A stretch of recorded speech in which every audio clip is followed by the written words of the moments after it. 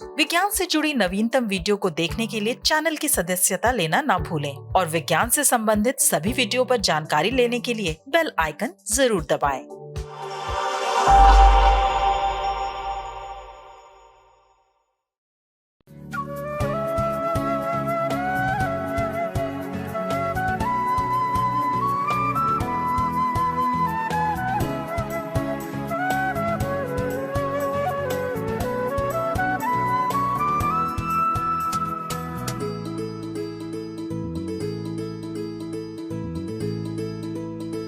नमस्कार, जन विज्ञान में आप सबका स्वागत है। मैं हूं मानवर्धन कंठ और जन विज्ञान के आज के अंक में देखिए, वैज्ञानिकों ने एक ऐसा टीका इजाद किया है जो धान को बीमारियों से बचाएगा। अब बिना किसी प्रकार के प्रिजर्वेटिव मिलाए रेडी टू ईट स्वरूप में पेश किया जा सकेगा परंपरागत भोजन। और ग्रासरूट इनोवेटर दुर्गा देवी ने तैयार की संवर्धित बैसाखी, दिव्यांगों की राह हुई आसान। हम जानते हैं कि इंसानों को बीमारियों से बचाने के लिए टीका लगाया जाता है, लेकिन वैज्ञानिकों ने एक ऐसा टीका इजाद किया है जो धान को बीमारियों से बचाएगा। दरअसल धान में एक जीवाणु ज़ैंथोमोनस ओरिजिएई फिल ओरिजिएई का संक्रमण आम बात है, जिससे बड़ी संख्या में धान बर्बाद हो जाता है और किसानों को भारी क्षति पहुंचती है। इस चुनौती से निपटने के लिए वैज्ञानिकों ने एक अनूठा तरीका निकाला है। आइए देखते हैं रिपोर्ट। उस्मानिया विश्वविद्यालय के centre for plant molecular biology यानी CPMB की वैज्ञानिक डॉक्टर ताई लावण्या ने एक टीका खोजा है जिससे धान को संक्रमण से बचाया जा सकेगा। ये शोध उन्होंने विज्ञान एवं प्रौद्योगिकी विभाग की इंस्पायर फैकल्टी फेलोशिप के दौरान किया। उन्होंने बताया कि ज़ैंथोमोनस ओरिजिएई फिल ओरिजिएई यानी जूं के संक्रमण से धान के पौधे में गंभीर बैक्टीरियल लीफ ब्लाइट रोग होता है। मौजूदा समय में इसका कोई सरल और प्रभावी निदान नहीं है, लेकिन अब उनकी टीम के प्रयासों से इसका समाधान निकल आया है। उन्होंने जू बैक्टीरिया से संक्रमित चावल की कोशिका भित्ति से स्रावित सूक्ष्म अणुओं की पहचान की तथा उन्हें प्रयोगशाला में विकसित किया गया है। उन्होंने अपने अध्ययन में पाया कि इन अणुओं में जू बैक्टीरिया के खिलाफ लड़ने की प्रतिरोधक क्षमता मौजूद है। ये अणु मूलतः एंजाइम हैं जो धान की प्रतिरक्षा प्रणाली को उत्प्रेरित करते हैं। यदि इन जीवाणुओं को टीके के रूप में धान के पौधे में इस्तेमाल किया जाए तो फिर धान को जू के संक्रमण का खतरा नहीं रहेगा। डॉक्टर लावण्या की टीम ने जू संक्रमित धान की कोशिका भित्ति एंजाइमों पर जैव रासायनिक अध्ययन किए और पूरी प्रक्रिया की पहचान की है। उनके तमाम प्रयोग सफल रहे। उन्हें पूरी उम्मीद है कि इन अणुओं को टीके के रूप में विकसित किया जा सकता है। ये शोध धान की प्रतिरक्षा प्रणाली को मजबूत कर उन्हें बीमारियों से बचाने की दिशा में एक नया रास्ता खोलता है। इस दिशा में और शोध कर इस टीके को जल्द से जल्द बाजार में लाने के लिए प्रयास किए जाने की जरूरत है। इससे किसानों को फायदा होगा, उनकी फसलें बर्बाद होने से बचेंगी और उनकी आय में भी इजाफा होगा।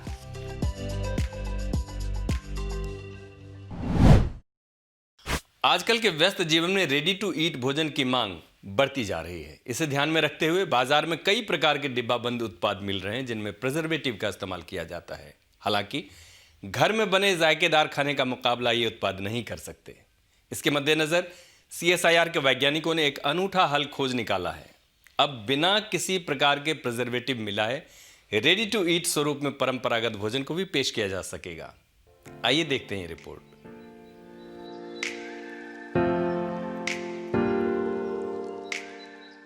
CSIR की पालमपुर स्थित प्रयोगशाला हिमालय जैव संपदा प्रौद्योगिकी संस्थान यानी IHBT ने एक तकनीक विकसित की है। अब परंपरागत भोजन जैसे दाल मखनी, शाही पनीर, चिकन मसाला, खिचड़ी, दाल आदि प्रकार के परंपरागत भोजन को भी रेडी टू ईट स्वरूप में तैयार कर लिया गया है, वो भी बिना किसी प्रकार के प्रिजर्वेटिव मिलाए। नई तकनीक के बल पर पके हुए भोजन को 6 से 12 महीने तक बिना किसी रसायन के टीन के कैन में सुरक्षित रखा जाता है, जबकि अभी जो तकनीकें इस्तेमाल होती हैं, उनमें प्रिजर्वेटिव का इस्तेमाल होता है। इस नई तकनीक में पहले भोजन को 70% पकाया जाता है। इसके बाद इसे कीटाणु रहित एयरटाइट कैन में पैक कर दिया जाता है। कैन पैक होने के बाद भोजन को बाकी 30% पकाया जाता है।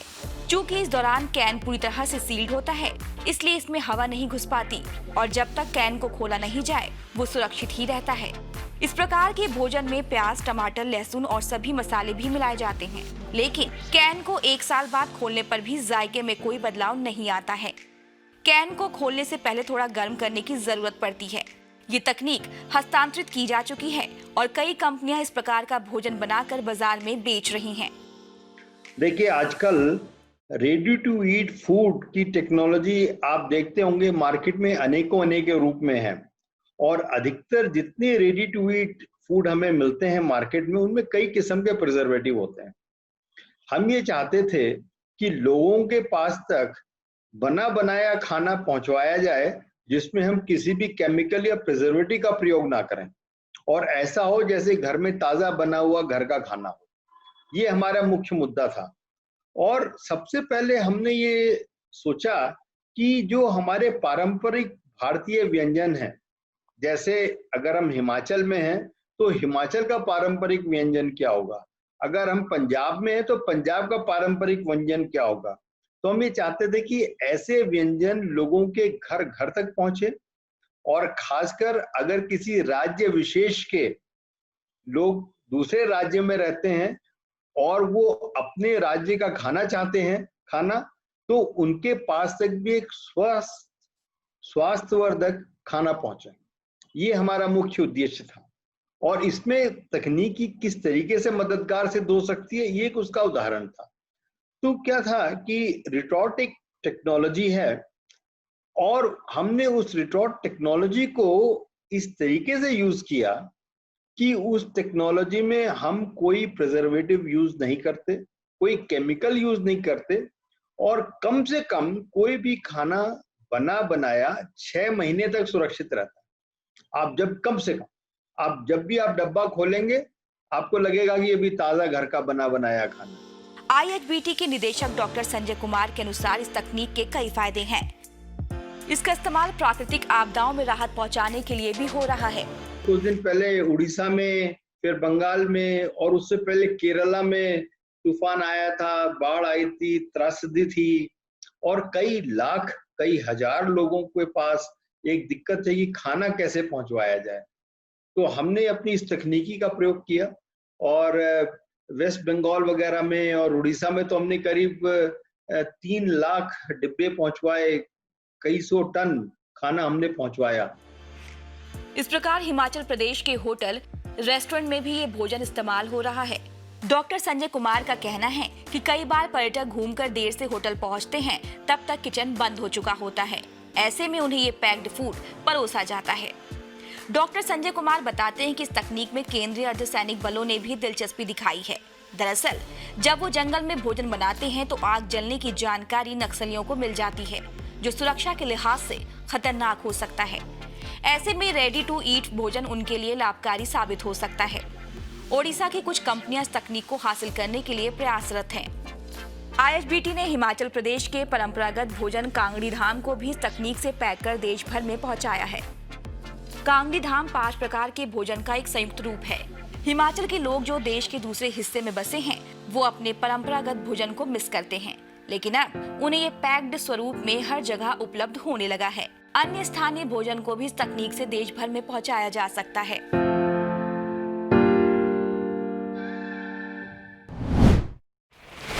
कहते हैं आवश्यकता ही आविष्कार की जननी है, और जब संवेदनशीलता से सृजनशीलता की ओर कदम बढ़ाते हुए आविष्कार किए जाते हैं तो उसका महत्व और भी अधिक बढ़ जाता है।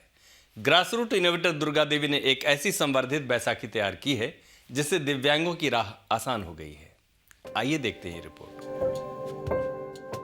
वैज्ञानिक तो आविष्कार करते ही हैं, मगर जमीनी स्तर के कुछ नवसर्जक जरूरत के हिसाब से अपनी समस्याओं का समाधान भी खुद ही तलाश लेते हैं।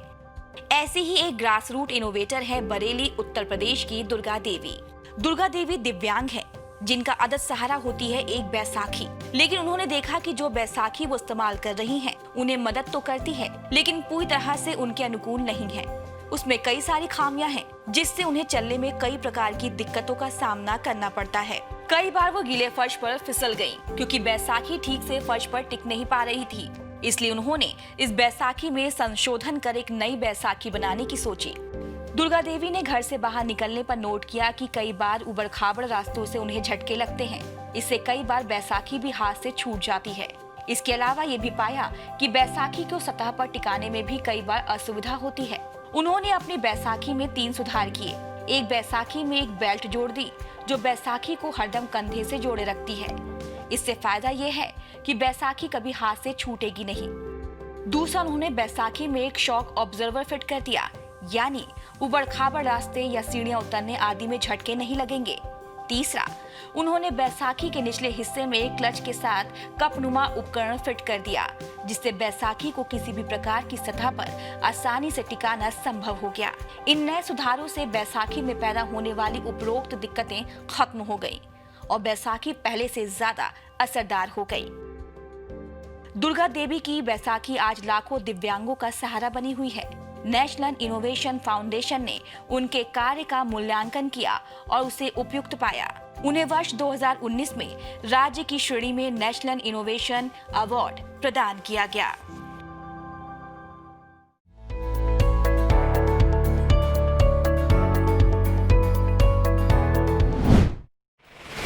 जन विज्ञान के आज के कार्यक्रम में बस इतना ही। आप सबसे अनुमति लेने से पहले एक जरूरी बात, सुपर विलेन कोरोना से बचने के लिए 2 गज की दूरी और मास्क पहनना है जरूरी। हमारे कार्यक्रमों के बारे में आप अपने फीडबैक एवं सुझाव हमें ईमेल कर सकते हैं। हमारा ईमेल पता है feedback@indiascience.in। अगले सप्ताह हम फिर हाजिर होंगे जन विज्ञान के रोचक अंक के साथ। तब तक आप अपना बहुत ख्याल रखिए और हमें दीजिए अनुमति। नमस्कार।